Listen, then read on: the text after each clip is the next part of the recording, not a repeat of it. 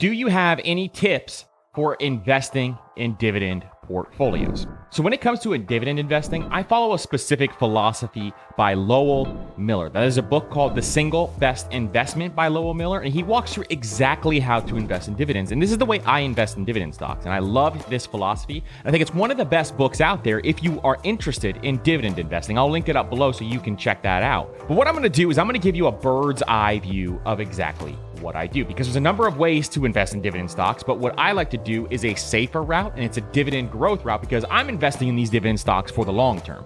I'm doing this for the long haul, so I want to make sure that I'm doing it the right way so that you can actually reap the best benefits and have the best returns, because this needs to make sense outside of the S&P 500. You need to have higher returns or higher at least cash flow than the S&P 500 for this to make sense. Otherwise, you might as well just do an index fund, because this takes a lot more work. Now, we have an episode talking about this investing strategy and exactly how I do it on the podcast, so make sure you're checking that out if interested, because I walk through this in greater detail, but I'm going to give you the bird's eye view of exactly what I do.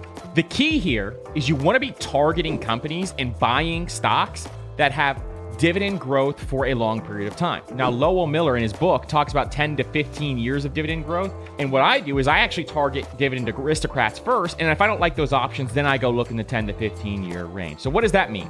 A dividend is when a stock is paying you a portion of their income, of their cash flow, and it goes to you, and it's typically quarterly. So a lot of times you will see index funds have dividends. Regular stocks have dividends, but not all stocks have dividends. So if they pay a dividend, what a dividend investor does is they try to find more cash flow by getting that recurring cash flow every time in the form of a dividend.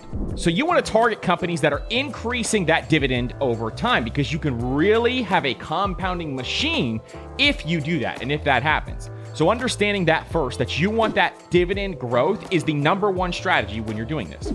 Now, you heard me mention something. It's called a Dividend Aristocrat. And what a Dividend Aristocrat is, it's a company that has increased their dividend for at least 25 years or more. And so you want to look at these companies and say, hey, maybe I want to find a company that's increasing its dividend for 25 years or more. And these are older companies. You can think of things like Lowe's, Johnson & Johnson is in that category. Clorox is in that category. Target is in that category. There's a number of great companies that are Dividend Aristocrats. So that's where I look first, because they've been increasing their dividend for 25 years. So it's a safer bet than someone who's been increasing their dividend for only 10 years. Now, the next rule is the company must be financially strong. So you need to understand at least how to look financials. And if you want to do a quick way to do this, the S&P actually has ratings. So if you find someone with an S&P rating of BBB plus or better, that's BBB plus or better, then you can actually look at that company. Now, some of these are just ways where I can throw out companies really quickly. So I look at some of these things so that I have that understanding. But if they have a BBB plus or better, then I'll actually still look at the company. The next rule is that the dividend must be twice the S&P 500. Otherwise, it doesn't make sense for me to go out and invest in that company if it's not twice the S&P 500. So for example, if the S&P 500 is 2% at the time that you're looking at this, then you want at least 4% dividend yield or more. Otherwise, why not passively invest into an index fund that follows the S&P 500 and you don't have to do anything? The next one is you want to see earnings growth within the company, because earnings growth fuels dividend growth over time. So you want to see, hey, is the earnings growth 10% and the dividend is growing 7%? You want to see those going side by side so that you know that your dividend is going to be increasing over time. Then you want to look for good valuations, for price to earnings ratios or different ratios, to make sure that some of these are in a good spot. You don't want to be overpaying for companies just because you like their dividend. You want to make sure you're still buying the company right. So there is a lot more work that has to go into it where you're looking at some of these indicators as well.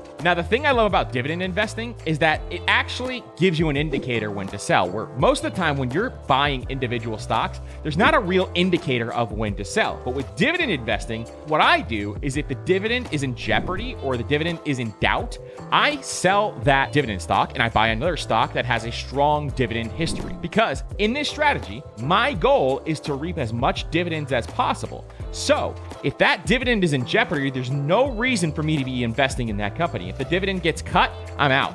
Peace. I'm not staying and investing in that company. Instead, I'm going to move my capital to to another spot. And this is what Warren Buffett does. This is his actual job, is he moves capital from one place to another. And his entire job is figuring out, hey, does Coca-Cola deserve more capital, or does Johnson & Johnson deserve more capital? That's his entire job, is figuring out where to allocate capital. And that's your job as a dividend investor as well. What is the best place to put my dollars so that I can get the most dividends to fund my lifestyle? Because if you do this for long enough, you can have enough cash flow to cover your expenses, which is why dividend investing is so incredibly powerful. And then you want to diversify as well.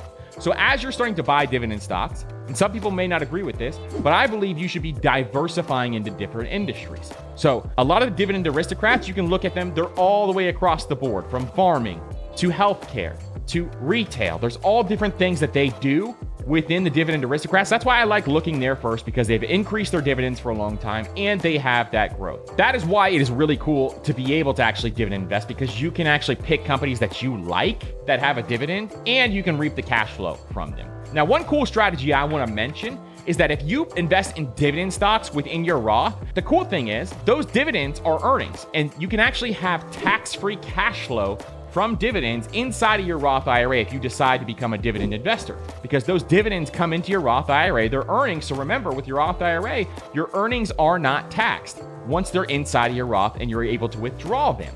You can have thousands of dollars per month coming to you that are completely tax-free. So that's a very cool strategy within the dividend portfolio, is buying dividend stocks within your Roth if you're not going for an index fund route or a passive route or anything else of that nature. So that's a very cool option as well. I just wanted to mention that, and a cool thing that you can do inside of your Roth. Thank you guys so much for watching this money Q&A video. If you guys have any questions or want to leave a question with me, hit me up on Instagram or TikTok at Master Money Co. And if you like this video, here's another Q&A video that I know you're going to love.